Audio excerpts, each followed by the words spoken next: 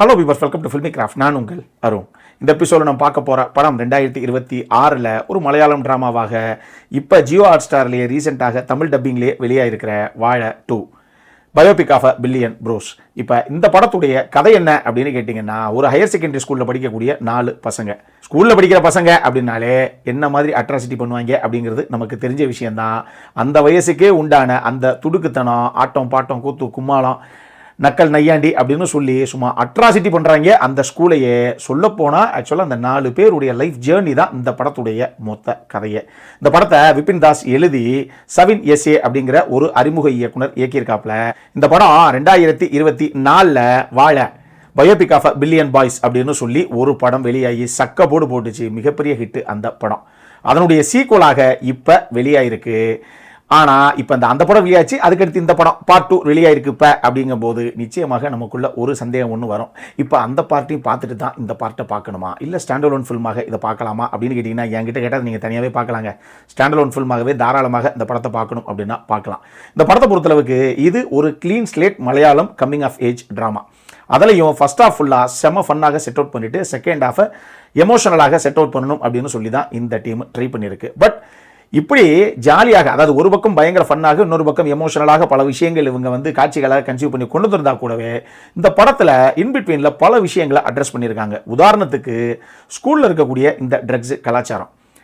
பொதுவாக டீச்சர்ஸு ஸ்டூடெண்ட்ஸுக்கிட்ட எப்படி பிஹேவ் பண்ணிப்பாங்க, ஆனால் ஒரு நல்ல டீச்சர் அப்படிங்கிறவங்க எந்த அளவுக்கு ஸ்டூடெண்ட்ஸுக்கு சப்போர்ட்டிவாக இருக்கலாம் அப்படிங்கிற இன்னொரு விஷயம். கேரளாவுடைய இளைஞர்கள் எல்லாமே எதுக்காக கல்ஃப் கண்ட்ரீஸ்லையோ யூகேலையோ போய் செட்டில் ஆயிடணும் அப்படின்னு ஆசைப்படுறாங்க அப்படிங்கிற ஒரு விஷயம்.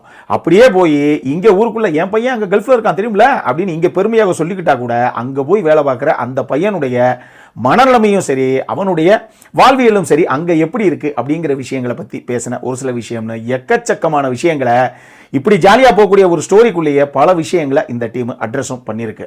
படத்தை பொறுத்தளவுக்கு முக்கியமான கதாபாத்திரங்கள் அப்படிங்கிறது ஒரு 5-6 கதாபாத்திரங்கள் நீங்கள் சொல்லலாம். முதல்ல 4 பேர், ஹஷீர், விநாயக், அலன், அஜின் அப்படின்னு சொல்லி 4 நபர்கள்.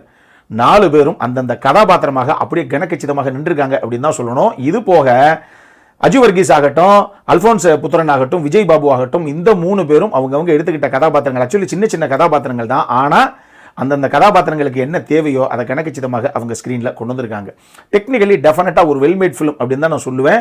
ஆனால் 10 கோடி பட்ஜெட்டில் எடுத்து அடேங்கப்பா 220-230 கோடி வசூல் பண்ணுறது அப்படிங்கிறதெல்லாம் இப்போ கொஞ்சம் ஒரு 2-3 வருஷமாகவே மலையாள இண்டஸ்ட்ரியில் அடுத்தடுத்து நடந்துக்கிட்டு தான் இருக்குது. மஞ்சுமேல் பாய்ஸ் மாதிரியே அடுத்து இந்த படம், இப்படி பல படங்கள் அங்கே அடுத்தடுத்து வந்துக்கிட்டே தான் இருக்குது. அவங்க சின்ன கல் பெத்த லாபம் அப்படிங்கிற மாதிரி பல படங்களை கொடுத்துக்கிட்டு தான் இருக்காங்க. இந்த படம் டெஃபினெட்லி டெக்னிக்கலி ஒரு சவுண்டான ஒரு படம் தான். நல்ல ஸ்டேஜிங் ஆகட்டும், நல்ல மேக்கிங் ஆகட்டும், நிச்சயமாக இந்த படத்துடைய பலமாகத்தான் நான் பார்க்குறேன். சரி, இதெல்லாம் ஒரு பக்கம் இருக்கட்டும். இந்த படத்துடைய பிரச்சனை என்ன அப்படின்னு கேட்டிங்கன்னா, எனக்கு ஃபர்ஸ்ட் பார்ட்டில் கிட்டத்தட்ட மோரார்லெஸ் எல்லாத்தையும் எப்படி செட் அவுட் பண்ணியிருந்தாங்களோ அதே மாதிரி தாங்க இந்த பார்ட் 2 இருக்குது. பெருசாக எந்த ஒரு சேஞ்சுமே பெருசாக பண்ணலையே. ஃபர்ஸ்ட் பார்ட்டே எடுத்து பட்டிட்டிங்கிறீங்க பார்த்தா அப்படியே செகண்ட் பார்ட்டாக ப்ரெசென்ட் பண்ண மாதிரி இருக்கும் அப்படிங்கிற மாதிரியே எனக்கு ஒரு ஃபீல். அதனால ப்ரிமிஸாக கூட எனக்கு ரொம்ப புதுசாக பல விஷயங்களை அவங்க செட் அவுட் பண்ணிட்டாங்க அப்படிங்கிற மாதிரி எனக்கு தோணவே கிடையாது. இதுக்கு முக்கியமான காரணமே என்ன அப்படின்னா, கேரளாவில் இந்த வருஷத்தில் வசூல் வேட்டை நடத்தின ஒரு ஹையஸ்ட் கிராசிங் ஃபிலிம் இது. அதே நேரத்திலேயே ஏற்கனவே பல பேர் இந்த படத்தை பார்த்த பல பேர் ஆஹா ஓஹோன்னு பாராட்டி தள்ளிட்டாங்க. அதனாலேயே நான் ஒரு மிகப்பெரிய எதிர்பார்ப்போடு போய் பார்த்தேன்.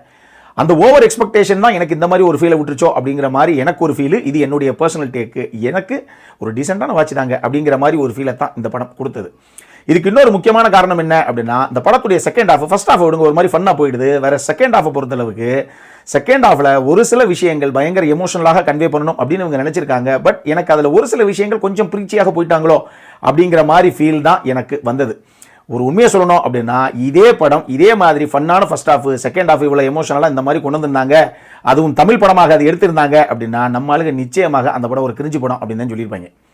இது மலையாள படம் அப்படின்னு வரும்போதே அவங்களுடைய கதைக்களங்கள், கதாபாத்திரங்கள் இப்படித்தான் இருக்கும், எல்லாமே ஸ்லோவாக தான் அவங்க நரேட் பண்ணி எடுத்துகிட்டு போவாங்கங்கிறத நம்மளே முதலே புரிஞ்சுக்கிட்டு அவங்க ஸ்டைல் படம் அப்படி தாங்க இருக்கும் அப்படின்னு பார்க்குறனால ஒரு வேளைக்கு சூப்பராக அந்த படம் பட்டுருச்சோ என்னவோ அப்படிங்கிறது தெரியல. இந்த படம் தமிழில் வந்திருந்ததுன்னா நம்ம ஆளுங்க நிச்சயமாக என்னங்க படம் இதெல்லாம் அப்படின்னு தான் நிச்சயமாக சொல்லியிருப்பாங்க. எனக்கு அந்த ஃபீல் தான் இந்த படம் பார்க்கும்போது வந்தது. ஸோ கண்டிப்பாக இந்த படத்துடைய செகண்ட் ஹாஃப் கொஞ்சம் மெதுவாக தான் போகுது, கொஞ்சம் பிரீச்சியாகத்தான் போகுது. இதை தாண்டி இந்த படம் 2.25 மணி நேரம் ஓடுது. ஓடிடியில் பார்க்கும்போது நம்ம காலாட்டிக்கிட்டே பார்க்குறதுனால ஓகே தான். பட் இந்த படம் தியேட்டர்லாம் நான் பார்த்துருந்தேன் அப்படின்னா நிச்சயமாக அடேங்கப்பா படம் முடிஞ்சு அடுத்த வருஷம் சேர்ந்து உட்காந்து பார்க்குறோமோ அப்படிங்கிற மாதிரி ஒரு ஃபீல் வந்திருக்குமோ அப்படிங்கிற மாதிரி எனக்கு ஒரு ஃபீல். ஓடிடியிலே கொஞ்சம் ஸ்ட்ரெச்சாக தான் போகுது. இதனுடைய ரன்னிங் டைமு ஒரு 15 நிமிஷம் கிறிஸ்பாக என்ன கத்திரி போட்டிருந்தாங்கன்னா இன்னுமே கூட சுவாரஸ்யமாக வந்திருக்கிறதுக்கு வாய்ப்புகள் இருக்குது. மொத்தமாக அந்த படம் எப்படி இருக்குது அப்படின்னு கேட்டிங்கன்னா, என்ன பொறுத்தளவுக்கு பயங்கர எக்ஸ்பெக்டேஷனோட எல்லாரும் அப்படி சொன்னாங்க இப்படி சொன்னாங்கலாம் போய் பார்க்காதீங்க. பட் பார்க்கணும் அப்படின்னா டெஃபினட்டாக ஒரு டீசெண்டான வாட்ச், பார்க்கணும்னா ஒரு நல்ல படம் தான் பார்க்கலாம். ஆனால் எக்ஸ்பெக்டேஷன் இல்லாமல் போய் பாருங்கள், இதை மைண்டில் வச்சுக்கோங்க. அடல் கன்னட பொறுத்தளவுக்கு இந்த படத்தில் செக்ஷுவலாக எந்த ஒரு விஷயமே காண்பிக்கப்படல. பட் இருந்தாலும் நீங்கள் ட்ரக்ஸை கன்சியூம் பண்ணிங்கன்னா அப்புறம் என்னென்ன உங்களுக்கு சைடு எஃபெக்ட்ஸ் ஆகும், என்ன நடக்கும் அப்படிங்கிறத ஒரு கதாபாத்திரம் பசங்க கிட்டலாம் சொல்லும்போது ஒரு விஷயம் ஒன்று இருக்குது. அது கொஞ்சம் அடல்ட் ரிலேட்டட் விஷயங்களாகத்தான் இருக்குது. இதை மைண்டில் வச்சுக்கோங்க. மற்றபடி ஒரு UA16+ அப்படிங்கிற கேட்டகரியில் சேரக்கூடிய படம் தான் இது. இந்த படம் ஜியோ ஹாட்ஸ்டாரில் தமிழ் டப்பிங்கில் உங்களுக்கு அவைலபிளாக இருக்குது. தமிழ் டப்பிங் ஓரளவுக்கு நீட்டாகத்தான் பண்ணியிருக்கு அந்த டீம். அப்புறம் என்ன பார்க்கணும் அப்படிங்கிறவங்க பாருங்கள். இதே மாதிரி இன்னொரு வீடியோவோட அடுத்த முறை உங்களை சந்திக்கிற வரைக்கும் இட்ஸ் அருண் சைனிங் ஆஃப்.